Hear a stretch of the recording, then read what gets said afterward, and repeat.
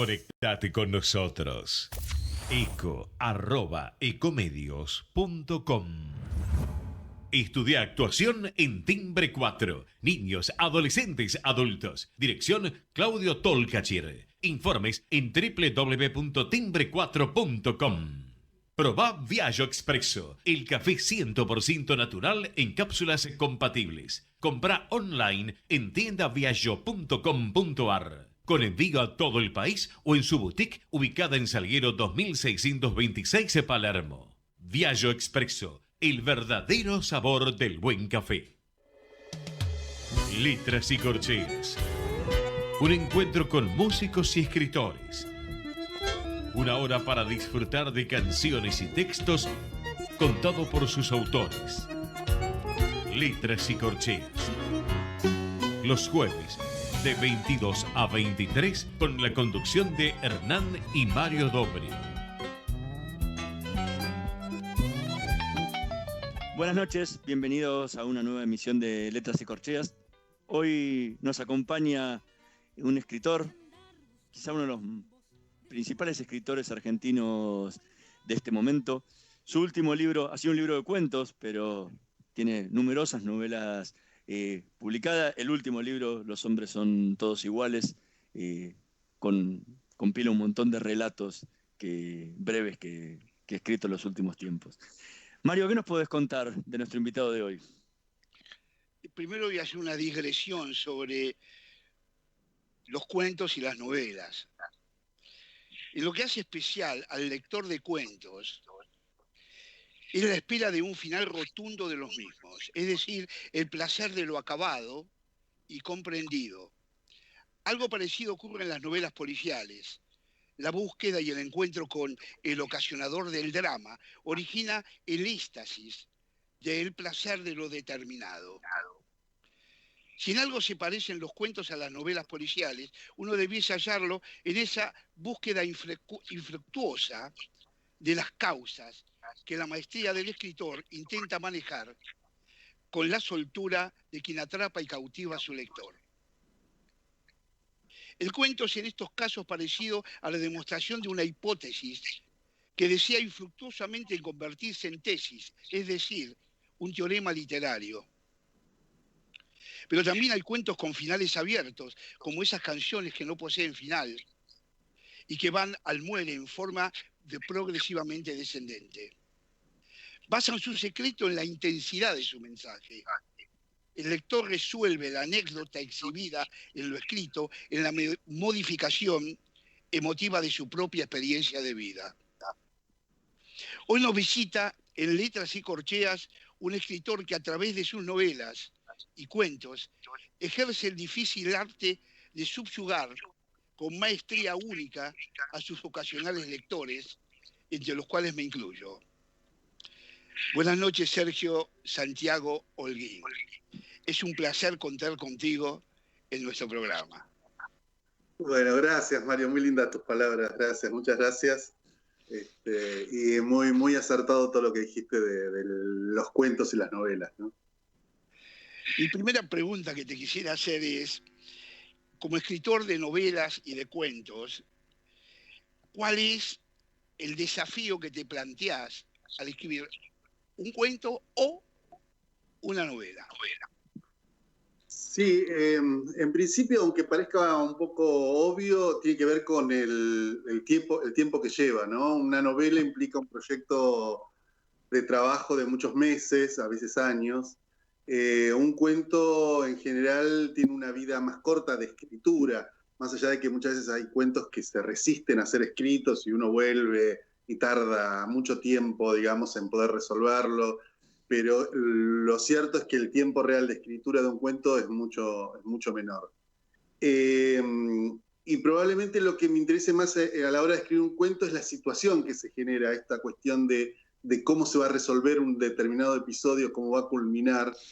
Mientras que en la novela eso no me interesa tanto, sino que lo que más me preocupa y lo que más me ocupa el tiempo de escritura es el desarrollo de los personajes, ¿no? De tratar de darles vida a aquellos que van sobre todo a protagonizar la historia y que sostienen toda la novela de alguna manera, y que muchas veces lleva a que haya situaciones, episodios que en un cuento estaría absolutamente de más, ¿no? Que está puesto nada más que para sostener lo que es el personaje, ¿no? ¿Y en qué momento decidís esto va para acá, esto va para allá? Porque muchas veces tenés cuentos que podrían ser tranquilamente una novela. El ladrón de bicicletas, ¿viste? Claro. Del último libro, podrías tirar de esa historia de muchísimo y transformarlo en una novela. Digo, ¿en qué momento decís, bueno, no, ok, esto va a quedar circunscripto a un cuento o va a ir una novela? En general, a mí me gusta más pensar en términos de novela. O sea, cuando aparece algún episodio o algo, trato de ver qué posibilidades tiene esa historia para ser desarrollado como una novela. Hay veces que ese episodio está tan limitado por su propia historia que me lleva a pensar que es solo un cuento, pero muchas veces también me confundo. De hecho, La fragilidad de los cuerpos nace como un cuento. Es un cuento que me pidieron para una antología de cuentos de trenes. Y escribí ese cuento, creo que en el 2003 más o menos, y la sensación que me quedó después de escribirlo es que había una historia ahí que no estaba contando, que no estaba desarrollando, y que en algún momento tenía que hacerlo. Y pasaron muchos años y muchos libros en el medio, entre que escribí el cuento y que escribí La fragilidad. En el medio pasó El equipo de los sueños, Springfield, Oscura monótona sangre. O sea, hubo muchos libros en el medio hasta llegar a retomar ese cuento que me parecía que daba para una novela, ¿no? Y no solo para una novela, terminó dando para una saga. Claro, sí, para mucho más. Que no tiene fin, mucho más largo que una novela sola, ¿no? Sí, increíble, ¿no? Que de un cuento pase una novela y de una novela después eso se desarrolle en varias novelas, en una serie de libros. Sí. O sea que me haces acordar que en esa novela, tu fetiche, Verónica Rosenthal, con el enamoramiento que sufre ahí y esa intensidad, porque esa parte es intensísima, tanto en lo sexual como en lo pasional, concluye con la muerte de él. Sí. Y esto me hizo sentir lo mismo cuando leí En una casa frente al mar, donde también ese apasionamiento que va sucediendo paulatinamente y al final el protagonista se muere y ella ambas se quedan solas de hombre, ¿no? Me pareció emotivamente ambos muy paralelos, ¿no? No sé, vos sos un escritor muy particular. Si te lee uno seguido todo, comienza a descubrir Buenos Aires, los lugares, porque transitas bares, volvés con los bares, la Rosenthal mismo en un bar escribe, en esta misma novela casualmente, este mismo cuento, en un bar descubre a este muchacho, en un bar también ella, en otra novela, descubre a un muchacho que se enamora, acá el del dueño, en el otro que era un personaje secundario, pero que también escribiendo se enamora. Hay cosas muy paralelas que te hacen volver y volver y volver sobre la temática. Los que te leemos te nos damos cuenta.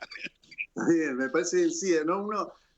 A veces pasa eso, que las obsesiones están ahí y que uno no se da cuenta, ¿no? Que van apareciendo y van desarrollándose a lo largo de la obra, ¿no? Esas cosas me causó gracia una vez que yo le había dicho a alguien, no, estoy escribiendo un libro muy distinto, y después lo leyó, y me dijo, no, que va a ser distinto, sí, y me enumeraba las cosas que tenía en común con los libros anteriores.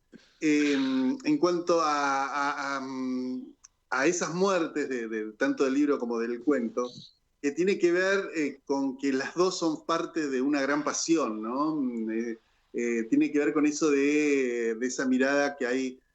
Bueno, de hecho el título de una de mis novelas es No hay amores felices, ¿no? La idea de que el tiempo termina por corromperlo todo, ¿no? Y que la única manera de mantener esa pasión es cuando algo se termina, y en este caso se termina de manera trágica, en los dos casos, solo que uno está más vinculado con el género policial, porque la muerte tiene que ver con el desarrollo de un delito, de un crimen, si se quiere, Y en el caso del cuento hay otro, digamos, un género distinto, ¿no? Ahí está funcionando más una historia al estilo de, no sé, de otros, de cuentistas que a mí me gustan mucho, ¿no? Tipo Alice Munro, Carver, ¿no? Esas historias que por momentos parecen muy pequeñas, pero que encierran una gran pasión, un gran amor, ¿no? Que es lo que yo quería contar en esa historia de dos personas que se encuentran y que no les pasa mucho salvo quererse, ¿no? Recién hablabas de que en tus libros, en tus cuentos se repiten una y otra vez tus obsesiones. ¿Cuáles son esas obsesiones? En general, una de las que se repiten es que el héroe o la heroína, en el caso de las novelas de Verónica Rosenthal, nunca puede resolver los problemas solos. Ellos tienen siempre gente que los ayuda, ¿no? Es un tipo que se enfrenta, o una mujer que se enfrenta ante una situación conflictiva y necesita ya sea de los amigos o de alguien que se acerca, siempre para resolver esas historias policiales nunca están resueltas de a uno, ¿no? No es el héroe solitario. Y yo no me he dado cuenta de esa cosa casi solidaria que hay de los personajes tratando de ayudar al protagonista y que atraviesa, digamos, desde mis novelas de adultos hasta mis novelas para adolescentes o para chicos también, ¿no? Me parece que esa es una. Y la otra es esta también, la idea del amor como una cosa más vinculada a lo pasional y a cierta mirada romántica, si se quiere, ¿no? Yo siempre digo que soy más un autor de novelas románticas más que de novelas policiales, que el policial es una excusa para desarrollar una historia de amor. Y creo que hay un poco de verdad en eso. Sí, sí. Una de las cosas que también noto es la figura del hombre en tanto en tus novelas como en los cuentos. La reiterada búsqueda, porque los fracasos más grandes que hay en las cosas es la del hombre, ¿no? El hombre que abandona, el hombre que nunca llega al amor o el amor se le muere. Esa obsesión del padre se ve reiterativamente en tu novelística. ¿A qué cosa buscas a través de eso? Sí, a ver, los personajes masculinos son personajes bastante frágiles, ¿no? A mí siempre me molestó mucho la literatura de ciertos autores que a mí me gustan mucho, ¿no? Por ejemplo, Juan Carlos Onetti. Onetti es un autor que a mí me encanta, sí, pero que está tan cargado de una mirada tan cerrada, tan machista, tan unidireccional, ¿no? Con respecto al papel del varón en las historias, un poco quiero alejarme de ese tipo de literatura, ¿no? Me gusta más la idea del tipo y de la mujer que son frágiles, que no saben cómo resolver las cosas, o si lo resuelven es a partir de las dudas, ¿no? De las certezas. Me gusta esa idea de un varón que tiene más que ver también con nuestros tiempos, ¿no? Con las nuevas épocas donde los varones ya no ocupamos, por suerte, ese lugar de macho proveedor de todo y que resuelve todas las cosas, ¿no? Ese tipo de literatura que está vinculada fuertemente con esta literatura que a mí me gusta también, otros autores de los años 60 sobre todo, a mí me resulta chocante a la hora de desarrollar un personaje masculino. Estamos conversando con Sergio Holguín. Vamos a escuchar el primer tema de esta noche, Entre tus cuerdas, en la voz de Vanina Tragini, tema del poeta Mario Dobri. En un minutito más volvemos con más Letras y Corcheas.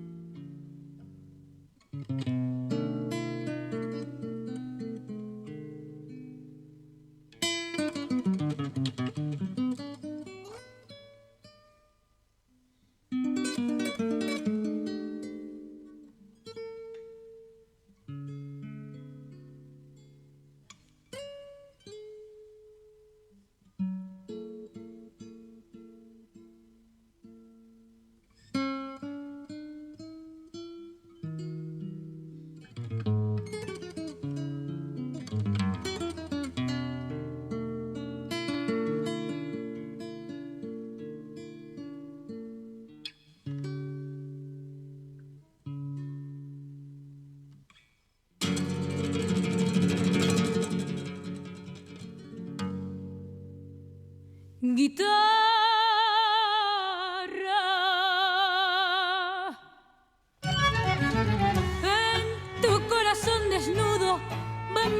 sueños en ayunas, musitando una plegaria. Tiempo arriba, tiempo abajo, dormitando entre mis brazos. Yo te amaco, yo te acuno. Desde el fondo de tu vientre nace el hijo escarnecido, que es el Cristo de la gente. En que notas desgarradas por las cuerdas de mi vida ha brotado mi alma en llamas. Guitarra, en el fondo del abismo me he encontrado yo a mí mismo, devorando tus entrañas, sin saber que solo he sido una mueca en carne viva, suplicándote.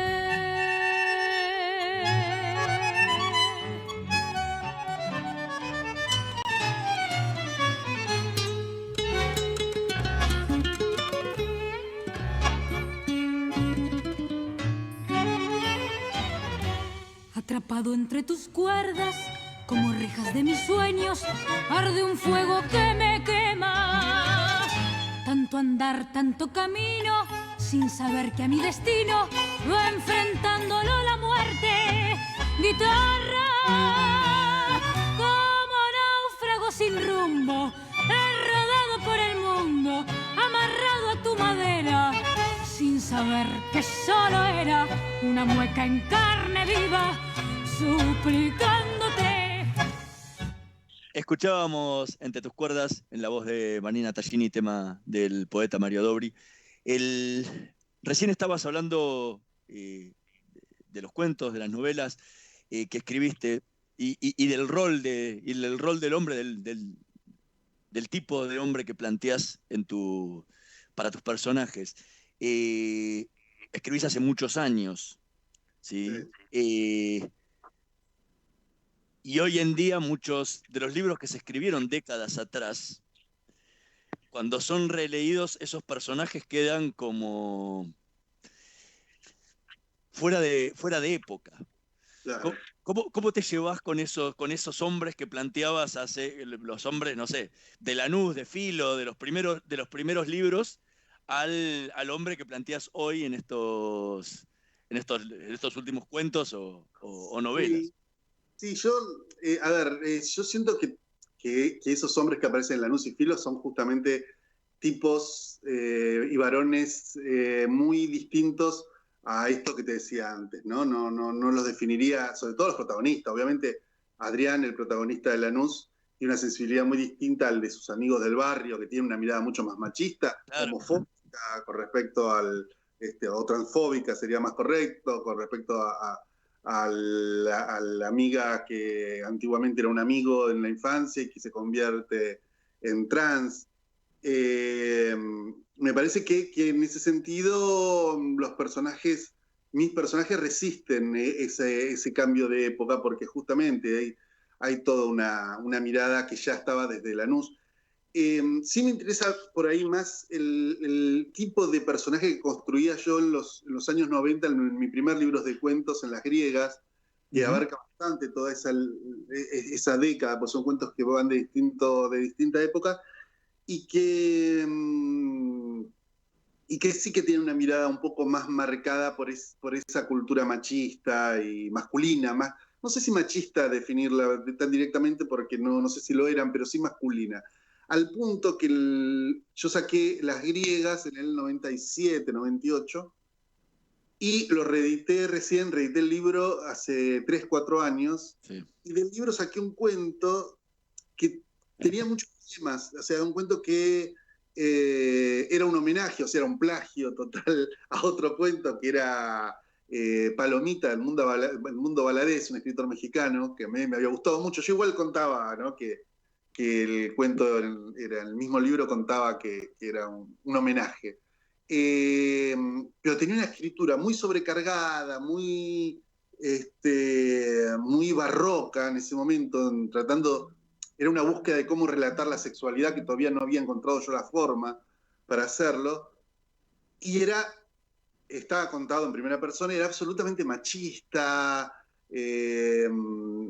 narcisista, egocéntrico, la historia de un tallerista que se enamoraba o o se calentaba, mejor dicho, con una alumna de un taller literario y se convertía en amantes. Y me pasaba algo, yo cuando escribí ese cuento tenía 22, 23 años, y había algo de ironía con respecto a ese tipo que debía tener 40 y pico, y que para mí era un anciano en ese momento, que se enamoraba de una chica joven. Pero cuando yo lo reedité el libro, yo ya era ese hombre mayor, no era ese chico. Entonces esa mirada irónica que yo esperaba que notaran todos, mi mirada de escritor joven en contra de los escritores viejos, pasaba a ser una mirada... El otro lado del espejo. Como escritor. El otro lado del espejo. Claro, entonces decidí sacarlo. Por todos estos problemas, digamos, decidí sacarlo, y uno era esta mirada tan machista sobre eso, el mundo, ¿no? Pero ¿cómo te influye hoy justamente todos estos cambios de paradigma que se dan a la hora de tener que plantear tus personajes? ¿Influye en algo o no? Mirá, existe algo que se llama, digamos, la censura estructural, de la que uno no es muy consciente, ¿no? Esa censura social que de alguna manera está siempre presente, y uno puede decir, no me influye. Yo creo que sí, que hay ciertas cosas que están influyendo. Yo trato siempre de que no me influya en lo posible toda esta cuestión, que de alguna manera imponer siempre mi mirada a la hora de escribir. No me gusta la idea de escribir pensando en esto puede molestar a alguien, esto puede resultar incómodo o lo que sea, ¿no? Pero lo que sí es cierto que por otra parte es mi propio pensamiento, mi propia forma de entender la vida está influida por todo lo que pasa, y sobre todo por también, ¿no?, de esa influencia que muchas veces uno no habla, que es de la influencia de los hijos, ¿no? Yo tengo hijos veinteañeros, jóvenes, 20, 22, y uno siempre habla de la pesada herencia que implica el pensamiento de los padres sobre los hijos, y muy pocas veces habla de lo pesado, la pesada herencia que te hacen los hijos, ¿no?, que te entregan una forma de entender el mundo y la vida que influye en lo que uno hace, y uno muchas veces hace cosas pensando de qué va a pensar tu hijo de esto, ¿no?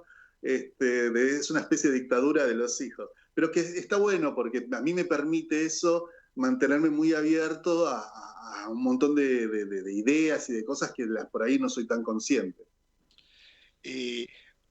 Cuando hablas así de los aspectos que marcan la evolución tuya, desde las griegas a la cuentística actual, que yo las vi muy diferenciadas, las vi más estructuradas dentro de las griegas que en este libro último de cuentos, que realmente hay mucha sensualidad, hay mucho amor, mucho apego a las cosas pequeñas, pero que construyen.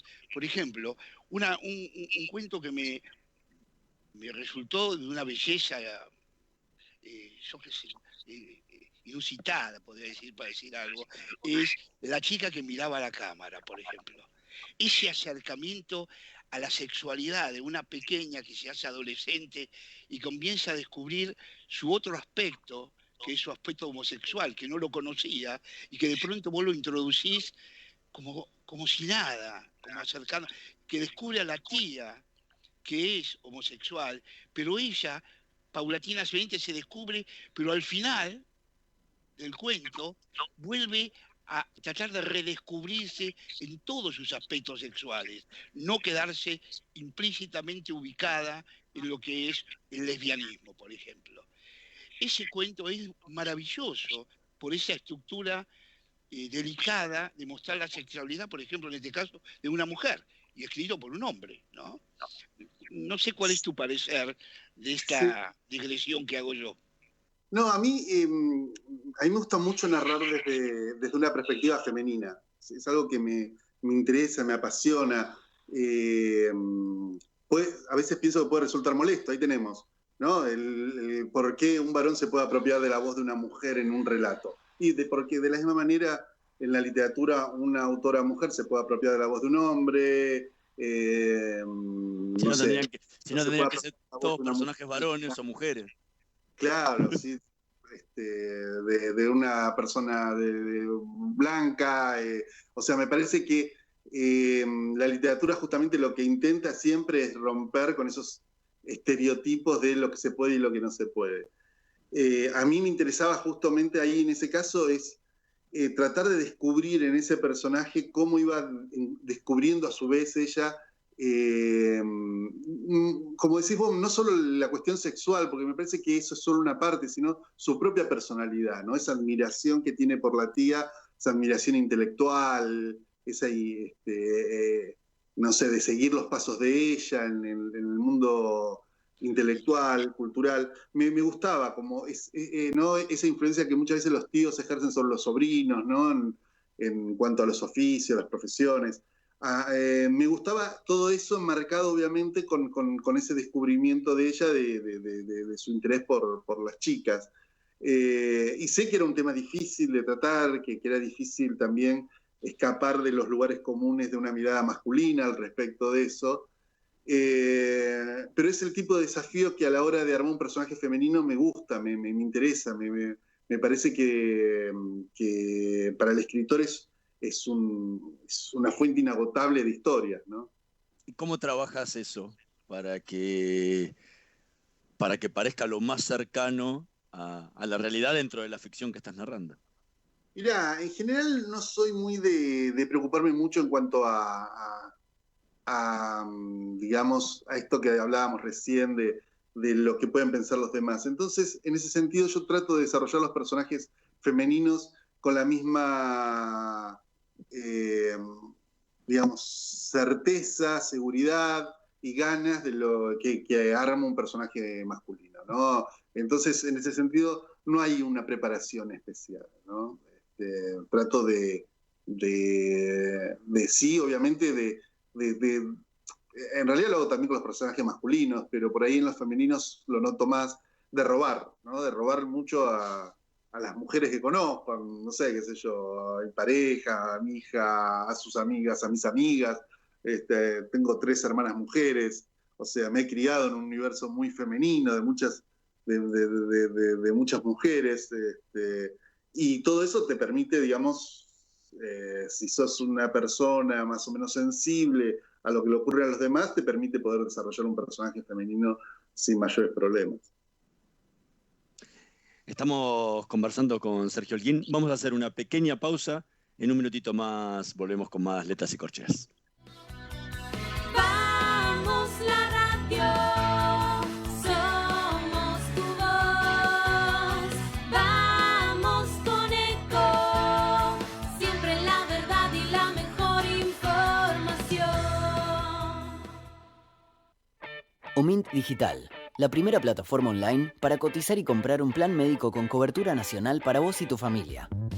Ingresá en omintdigital.com.ar y conoce más. Superintendencia de Servicios de Salud. Órgano de Control de las Empresas de Medicina Privada. 0800-227-2583. SSSalud.gov.ar. RNMP 1336. A pesar del contexto que estamos atravesando y de los problemas económicos que hay en el país, hay empresas y emprendedores que siguen apostando y que siguen empujando. Uno de ellos es Mariano Acosta, cofundador de Custa Barber Track, que tiene motivos para celebrar. ¿Por qué? Porque me contó ayer que acaba de inaugurar el nuevo Custa Barber Track en Hyde Hat Center, Sí, ahí en Pilar, en las Magnolias 533. Si estuviste por Pilar seguramente conoces este centro comercial, Ahí vas a encontrar los tracks, vas a encontrar un track nuevo de Custa Barber. Y bueno, este es un fiel ejemplo de cómo hay emprendedores, cómo hay empresas que siguen avanzando a pesar de las trabas que hay en el país, ¿no? Así que felicitaciones a Custa Barber Track por esta nueva apertura.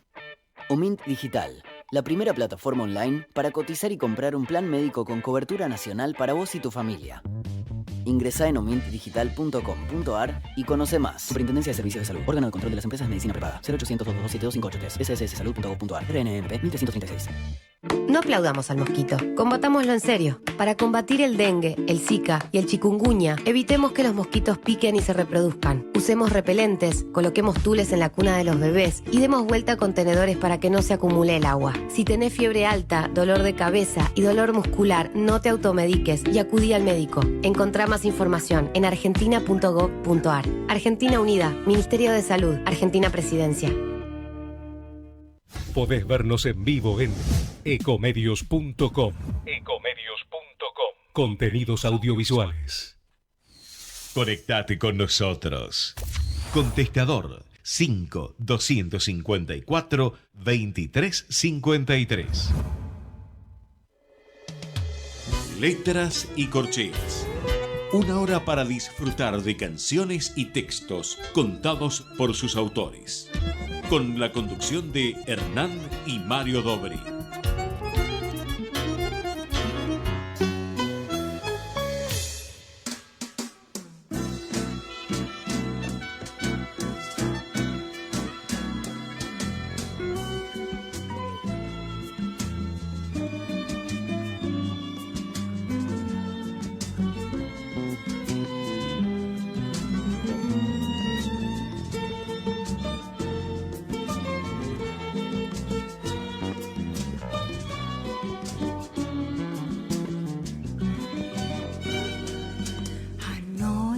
Fecunda os gritos do seu sangue e alto em silêncio à beira do grito chego até os restos do seu amor vazio.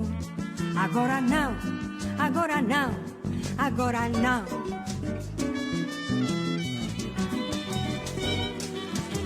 Na encruzilhada de nossos destinos, povoam-se as horas de vagas lembranças, 3 noites de velhos sermões perdidos. Agora não, agora não, agora não. Cantarei como os ventos, olhando as sombras, o despojo nascido de um amor incerto, nada como rancor.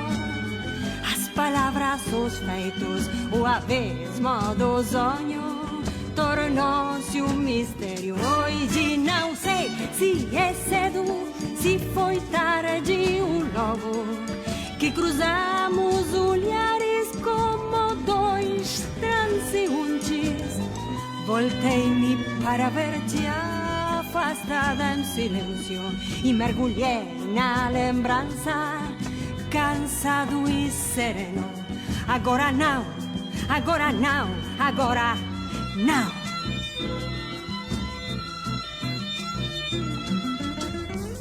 De pena sombra de nossos caminhos, à beira do pranto, seu sonho seguindo, beijando seu cabelo, seu rosto, seus lábios. Foi só o encontro da ausência e do tempo, vestígios da alma que chegam de longe, cantos que têm sido soledad y olvido. Escuchábamos Ahora No, en la voz de Silvia Reyes, tema del poeta Mario Dobri. Y mientras conversamos con el escritor Sergio Holguín, recién hablabas un poco de cómo trabajabas los personajes femeninos, específicamente en tus relatos. Y hablábamos de las griegas también, tu primer libro de cuentos, y ahora de Los hombres son todos iguales, tu último libro de cuentos. ¿En qué cambió? ¿En qué sentís que cambió tu forma de escribir? Se nota entre los dos libros una diferencia muy grande en la escritura. ¿En qué cambió tu forma de escribir entre esa cuentística de las griegas a la cuentística de Los hombres son todos iguales? Yo creo que las griegas es una búsqueda de una voz propia que no tenía todavía en ese momento. Yo, salvo en un par de relatos de las griegas, donde noto más que está mi propia voz como narrador, el resto hay como una especie de juego de imitación de voces, ¿no? Y eso es algo que uno va descubriendo con el tiempo, encontrar su propio tono, su propia voz. Creo que ya en Los hombres son todos iguales hay una voz propia, ¿no? Que es la voz de mis libros, que está en las novelas anteriores, esta continuidad que hablábamos recién. Si vos te fijás en las griegas, hay como un uso mucho mayor de la primera persona, porque me costaba encontrar mi propia voz, esa tercera persona que hace que uno narre distintas historias con esa misma voz.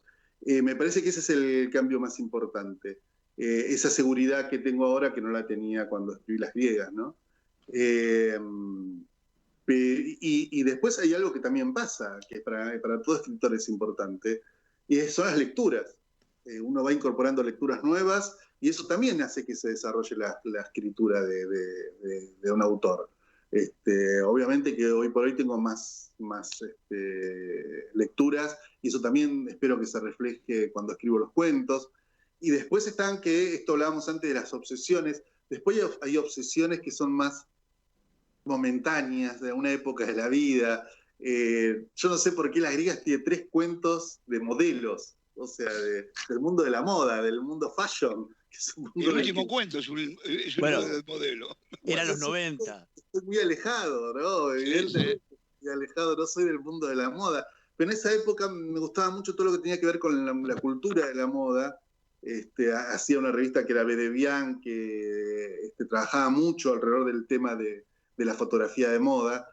Y eso hacía que yo tuviera un conocimiento de eso. O sea, yo sabía cuál era el lápiz labial que usaba Claudia Schiffer, información que por suerte he perdido, ya no la recuerdo.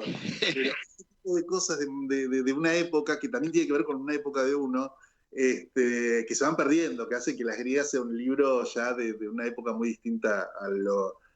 me siento mucho más cercano a Los hombres son todos iguales, ¿no?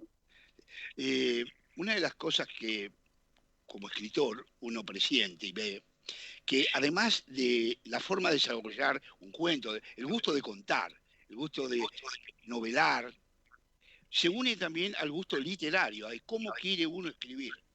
Porque Sí, claro. En la función del escritor está la parte importante, el escribir, el escritor, el amor a la palabra, el amor a la estructura, ese amor que hace que uno quiera ser escritor, como uno quiera ser poeta.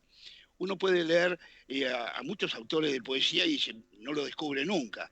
Pero cuando uno encuentra que un poeta es un poeta, lea un libro que quiera, dice, este es Borges, este es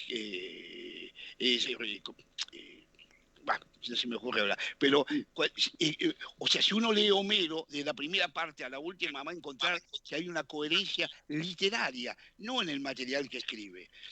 Esto he notado en tus libros, e incluso en un libro que para mí me resultó realmente, es un libro mayor, 1982. Es es el mito de Fedra, ¿no? Porque es en cierta forma el mito de Fedra, transcripto a esta función del hombre que es un militar, o sea, remodificado a la estructura de hoy. Pero sigue habiendo en todo el cuento, en todo lo que contás, ese punto literario que es Holguín. O sea, uno puede no saber quién lo escribió, pero cuando uno lo lee un poco de frase y dice, acá está Holguín. ¿Esa búsqueda sentís que la vas encontrando? Sí, lo que decís me alegra mucho porque es eso, ¿no? Me parece. Que uno va incorporando, digamos, va construyendo una obra que es como una obra única de alguna manera, donde se van enganchando los distintos libros.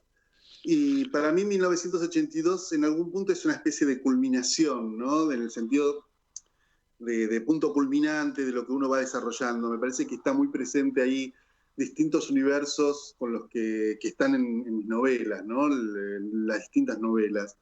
Y están todos mis intereses ahí, la historia de amor, por otro lado la Facultad de Filosofía y Letras, el amor por las letras clásicas, también mi interés por lo político, por lo social, por lo que va pasando, ¿no? En la Argentina. La novela transcurre durante la Guerra de Malvinas.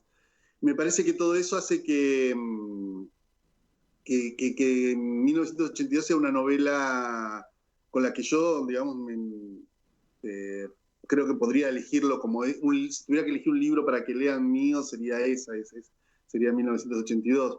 Que también de esto que decíamos tiene que ver con las lecturas. Obviamente también está Fedra, la Fedra de Racine, que fue un libro que me fascinó cuando lo leí en la facultad.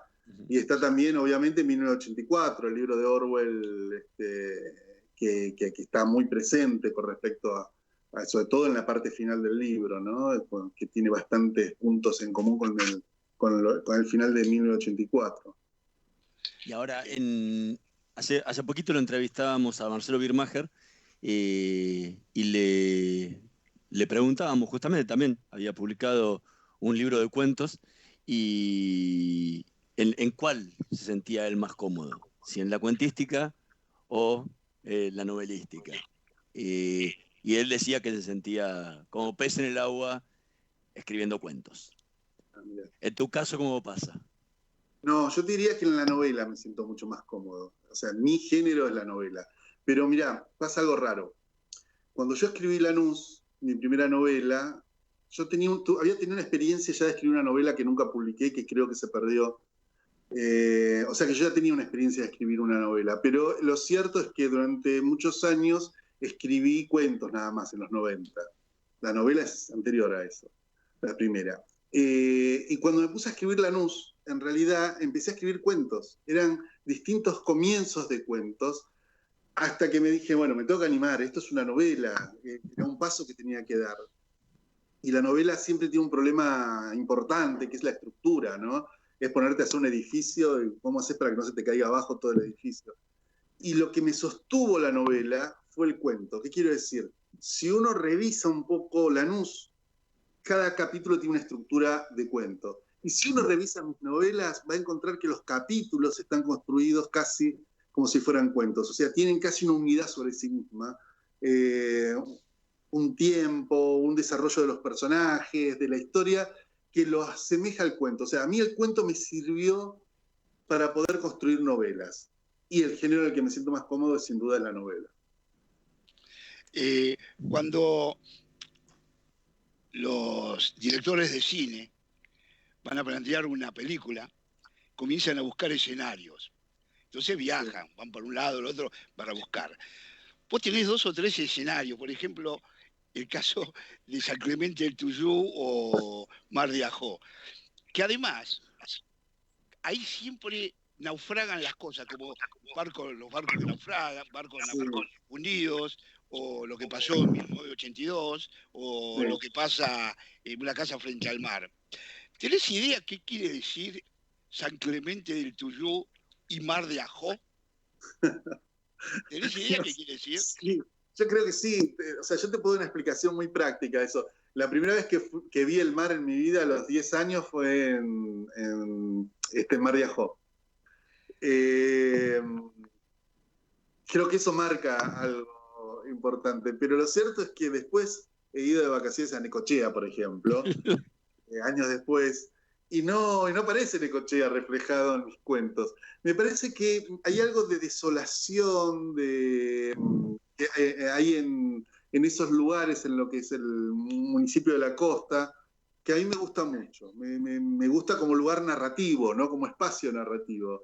Es como, digamos, no tiene la onda que tendría Villa Gesell o que tiene Pinamar, incluso el que tiene Mar del Plata, ¿no? Con el hecho de ser una gran ciudad frente al mar, pero tiene esa cosa que yo por ahí lo vinculo más con los barrios, con los suburbios, con el conurbano, ¿no? Vendría a ser el municipio de la costa, es como el conurbano de las ciudades o pueblos marítimos de la provincia de Buenos Aires. Y me gusta eso, me gusta esa cosa, esos lugares tan vinculados también con las vacaciones más populares, ¿no? Pero yo también muchas veces me pregunto, digo, ¿por qué otro cuento más en San Clemente o el Mar de Ajó? Así que probablemente cambie en algún momento y empiece a poner alguna otra playa o algún otro lugar.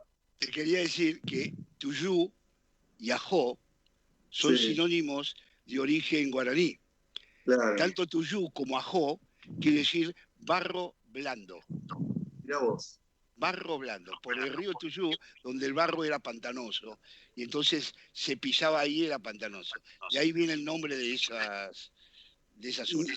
Ah, mira, y Ajó significa más o menos... Ajó lo mismo, es una voz guaranítica de la zona, y la otra es típicamente guaranítica, porque todos los guaraníes manejaban toda la zona, estaban en toda la zona esa de ahí, y significa barro blando. Te lo dije porque da casualidad, barcos hundidos.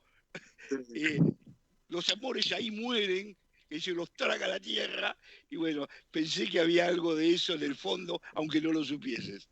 No, claro, sí me gusta el barro, digamos, está bueno eso, porque el barro es un material que uno puede utilizar, ¿no? Es maleable, uno puede trabajarlo de alguna manera y construir algo con eso, así que está bueno eso. Sí. Ahora, venís, hay pocos personajes que hayas manejado y moldeado tanto como Verónica Rosenthal.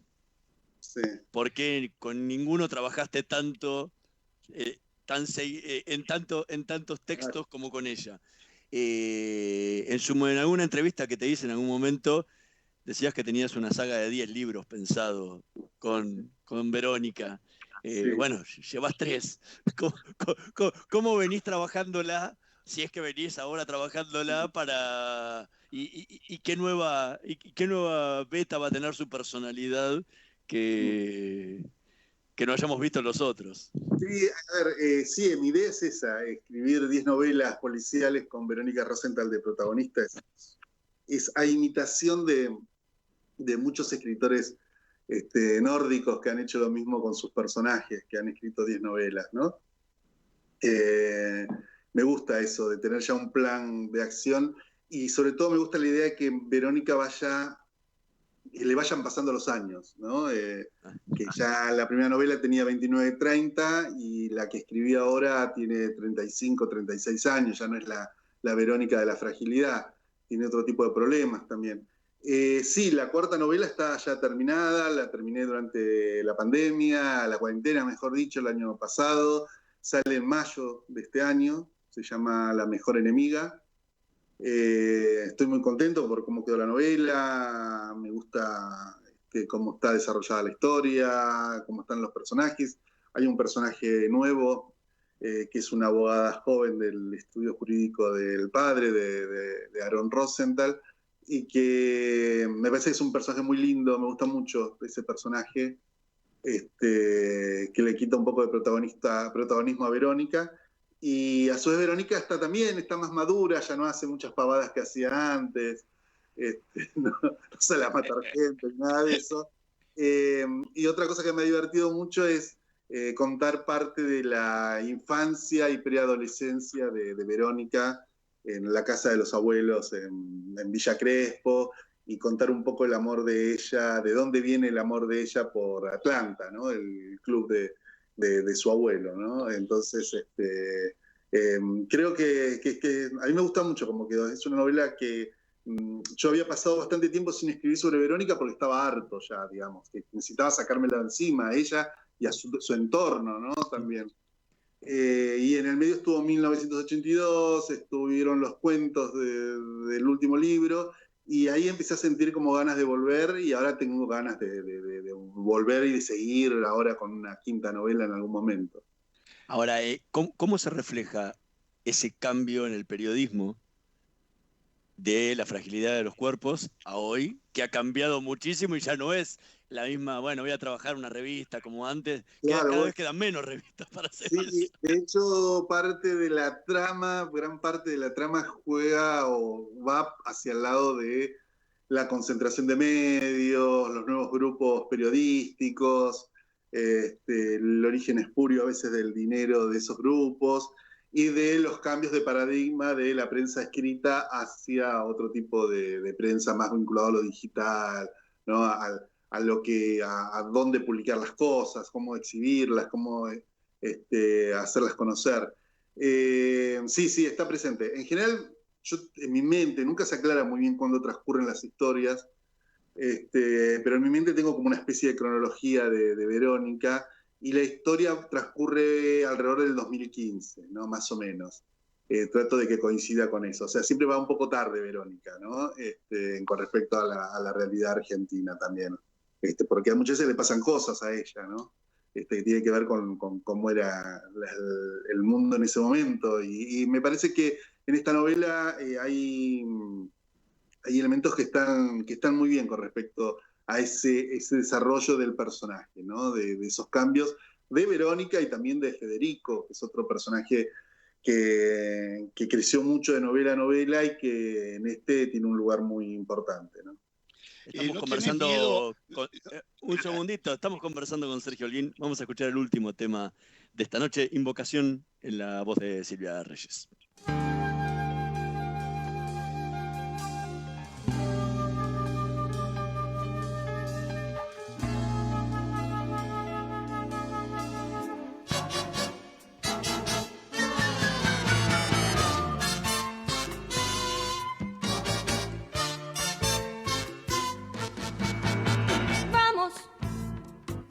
a restañar las heridas, las lágrimas ya vertidas, los llantos, los desconsuelos, para ver si en este suelo anida la vida misma. Pido a los hombres del mundo por nuestra tierra querida.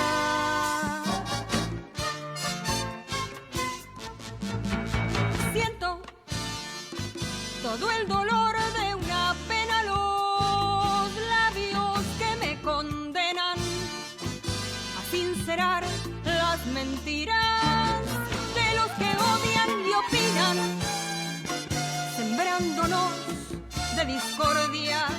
Apelo por la memoria de nuestra patria sentida.